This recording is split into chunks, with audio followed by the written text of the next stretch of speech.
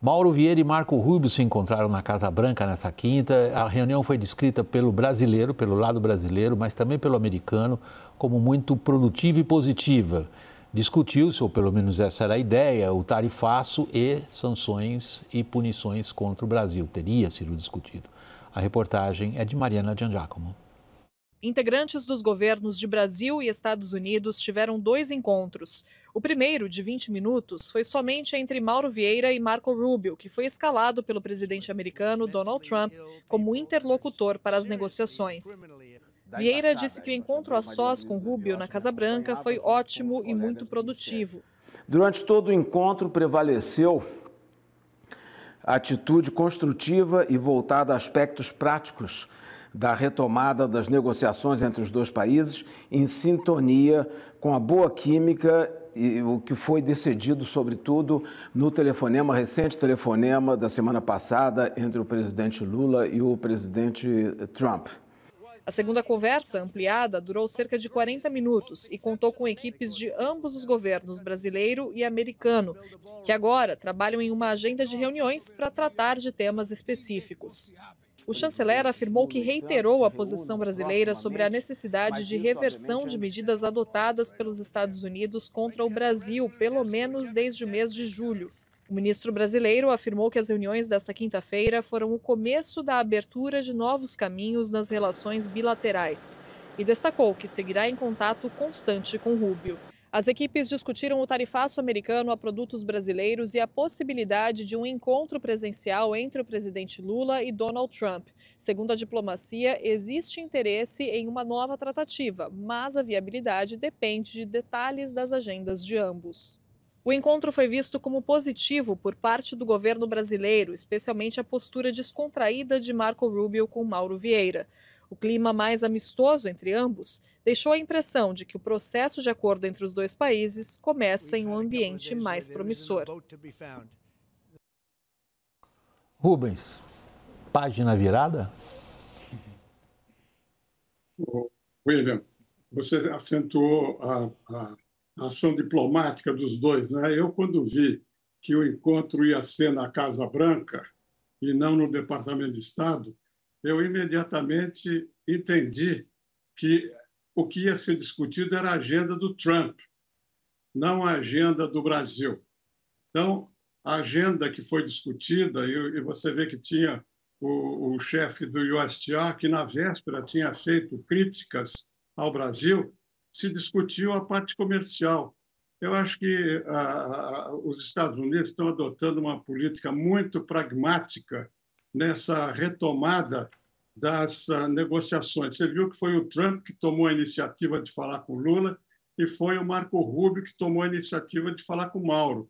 Então, essas sutilezas diplomáticas são muito importantes. Então, não havia outra possibilidade, porque não foi discutida a parte política lá. A gente não sabe, né? Porque não foi divulgado. Mas eu tenho quase certeza que não foi. Não foi divulgado, porque se tivesse sido divulgada, se tivesse sido discutida, a nota não seria essa que foi emitida, entendeu? Agora, a ênfase foi toda ela na parte comercial, o que é muito positivo. Eu acho que agora se estabeleceu uma agenda que deve ter sido discutida lá dos dois lados. E agora o vice-presidente Geraldo Alckmin, o ministro da Fazenda, vão continuar a discutir. O Mauro abriu a porta da agenda americana para discutir com o Brasil. Isso é que está se discutindo agora. Lorival, é como se fala em inglês, wishful thinking, otimismo da nossa parte, julgar que se confirmar o que o Rubens acabou de dizer, que os aspectos comerciais, claro, do interesse dos americanos, tomam a dianteira frente aos aspectos políticos, a gente teria uma possibilidade de sair da situação atual? Não, é que os aspectos políticos só podem ser discutidos pelo Trump. Ninguém tem mandato para discutir em nome do Trump as questões políticas, porque elas são geradas de sentimentos e desejos do presidente Trump de, enfim, limpar a biografia dele diante dos ataques que ele sofreu nos últimos anos, como um líder autoritário, antidemocrático, como um réu de 4 processos criminais. Então, ele vê no Brasil a chance de mostrar que ele é o líder do país, do mundo livre, que ele é democrático e que a esquerda, tanto americana quanto brasileira, que é autoritária. Então, toda essa agenda, essa pauta, ela está nas mãos do Trump. E como ela depende de emoções e projetos pessoais do Trump, ninguém vai ousar discutir a questão política em nome do Trump. Então, isso é tanto a questão das tarifas, quanto da aplicação da lei Magnitsky, as sanções, todos esses aspectos estão dependendo dessa questão política e desses sentimentos do Trump. Então, o Jameson Greer, que é o representante do comércio americano, ele pode, e como tem feito, aliás, discutir os aspectos técnicos, comerciais, quais são as reivindicações dos Estados Unidos, ouvir os pleitos brasileiros e tal, mas não vai tomar nenhuma decisão, encaminhar sequer, nem sequer negociações têm sido encaminhadas, né? Então, tudo vai depender de como o Trump vai estar se sentindo em relação a essa pauta pessoal dele no dia em que ele se encontrar com Lula. E também nada impede que ele, mesmo que abra um bom canal de conversa com o Lula, faça promessa e tal, depois volte atrás, dependendo das emoções dele. A gente tem vários exemplos, Zelensky, Modi na Índia e por aí vai, Daniel. Então, William, logo depois de ter acontecido essa reunião na Casa Branca, surgiram 2 versões muito diferentes, né? O governo, já antes mesmo de Mauro Vieira falar rapidamente com a imprensa lá na embaixada em Washington, dando indicações de que tinha sido uma reunião boa, produtiva, 15 minutos só ele com Marco Rubio, e depois uma reunião expandida ali com 4 embaixadores ali que lidam muito com a questão bilateral do lado brasileiro, 4 embaixadores brasileiros se somando a esse time. E, por outro lado, você tinha a direita falando, espalhando a informação, o Paulo Figueiredo até falou com o Caio mais cedo, dizendo que a reunião não tinha chegado a lugar nenhum, né? E isso preocupava. Quando sai uma nota do Departamento de Estado, que não é comum, não é em todas as reuniões de Marco Rubio com o chanceler de outro país, que sai uma nota, um comunicado conjunto, dizendo que houve conversas muito positivas, me parece que se desfaz essa bola dividida, né? Essa guerra de versões. Parece que realmente deu certo. Não chegaram até... Eu conversei com uma pessoa que esteve na reunião, até onde essa pessoa pôde chegar de informação comigo, não se tratou de negociação efetivamente, de tarifaço. O Brasil pediu para suspender imediatamente aqueles 40% adicionais que se somam à tarifa recíproca de 10%, totalizando 50%. Mas não se chegou a entrar em quais áreas, quais produtos. Foi uma conversa, um panorama mais amplo para, a partir de agora, entabular essas negociações. O caminho ficou mais aberto. William, no meio empresarial, conversei com bastante gente hoje, não havia expectativa de nada bombástico, de nenhum anúncio específico. O José Veloso, que é o presidente da ABMAC, do setor de máquinas e equipamentos, que estão sofrendo bastante com o tarifaço, né? Lembrou que quem dá notícia boa são os presidentes da República, né? Então, assim, o importante era que houvesse o primeiro encontro. Então, no meio empresarial, houve uma leitura de que eles tiveram uma postura sóbria diante da quantidade de bravatas que a gente assistiu até aqui. Então, perceberam sobriedade no encontro. O próprio Veloso me disse, eu tenho uma expectativa de que pelo menos não vai haver mais escalada de sanções, que já tinha que ser, né?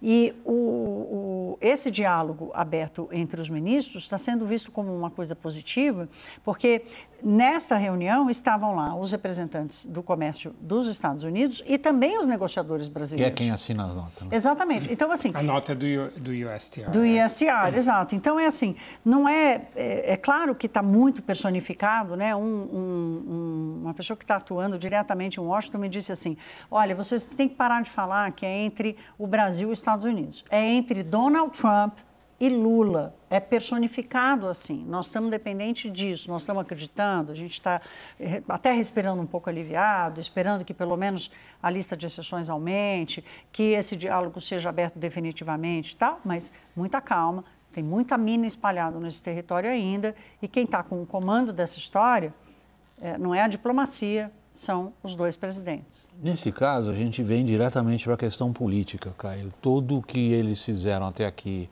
eu estou dizendo a administração Trump em relação ao Brasil, tem como centro, como eixo, aquela famosa carta do Trump ao Lula, na qual ele diz: vocês estão perseguindo meu amigo não pode ser julgado, meu amigo não pode ir para a cadeia, está indo, e por aí vai. Agora, na perspectiva dos grupos bolsonaristas, o Marco Rubio seria o melhor lutador nessa arena, por ser alguém com uma posição notoriamente agressiva em relação a regimes de esquerda, como o brasileiro, na América Latina. Não parece que a narrativa se confirmou. Exatamente. William, a guinada de toda essa história vem no dia 23 de setembro, com o encontro do Lula com o Trump. Isso evolui para uma conversa entre o Lula e Trump por videoconferência no dia 6 de outubro, que evolui para hoje, 16 de outubro, na reunião entre Marco Rubio e o Mauro Vieira. Nesse período, a gente está falando de 20 dias mais ou menos, a reunião não teve mais nada contra o Brasil. Não teve sanção contra nenhuma autoridade, a verdade é que não foi retirada. Mas não teve nada mais do ponto de vista político. E todas as conversas e tudo que a gente sabe das conversas que tiveram, inclusive a de hoje, Jair Bolsonaro não foi mencionado sequer. 1. 2. Houve uma troca de interesses, tanto na conversa por videoconferência de 30 minutos do Trump com o Lula, principalmente como hoje, 15 minutos Rubio e Mauro Vieira, e depois 45 minutos as áreas técnicas, só aspectos econômicos e comerciais. Claro que, eventualmente, essa conversa vai vazar, a gente vai ter mais informações, mas não tem... O que prevaleceu até a Assembleia Geral da ONU, a gente pode dizer que era política. A gente falou várias vezes aqui, questionamos até que ponto a política brasileira, o julgamento do Bolsonaro, influenciaria nesse processo. Mas, desde então, não tem mais nenhum sinal de que a política brasileira e as questões domésticas do Brasil estão afetando. O foco parece, na minha percepção, estar havendo cada vez mais um desvencilhamento da questão política, dessa relação, e cada vez mais uma prioridade, um foco em questões econômicas e comerciais. Rubens, na sua primeira intervenção nessa edição do WW, você usou a expressão: a iniciativa tem sido dos americanos em tratar dos assuntos que interessam a eles. Você disse: é o Trump que procura o Lula, é o Rubio que procura e faz essa reunião, e isso é dentro da Casa Branca. Você mesmo disse: ao saber que a reunião era na Casa Branca, eu, Rubens, vi que isso seria para tratar de assuntos que interessam ao Trump. Há, na sua avaliação, uma alteração no que até aqui foi uma estratégia americana em relação ao Brasil contraproducente? William, eu queria fazer um comentário também sobre o que o Lorival mencionou, e respondendo a sua pergunta. Eu não acho que essa agenda política é do Trump. Essa agenda política é do Departamento de Estado, é do Marco Rubio. Por isso que eu disse que, o fato da reunião ter sido na Casa Branca, colocava a prioridade na parte comercial. Por quê? Porque você lembra do discurso do Trump na ONU? Foi escrito pelo Departamento de Estado e tinha tudo aquilo que o Trump leu contra o Brasil. Mas depois ele colocou o discurso de lado e falou a coisa dele, os interesses deles, pressionado pelas empresas americanas e pelas empresas brasileiras que têm investimento lá nos Estados Unidos. Então, eu acho que, em geral, você também acentuou muito essa parte política, essa parte política entrou por pressão do Departamento de Estado, do Marco Rubio, por essas pessoas que estão atuando lá. Aquela carta que você se referiu, do dia 9 de julho, o primeiro parágrafo foi acrescentado na última hora ali, e não era o principal. O principal, e nós não estamos discutindo isso aqui, a gente está focalizando a parte comercial, o principal são as Big Techs, que era o segundo parágrafo dessa carta. Depois é que vem a parte comercial e vem a seção 301. Então, eu, desde o começo, não dei tanta importância como a mídia em geral deu a essa parte comercial, porque, como vocês disseram, a decisão é da Casa Branca.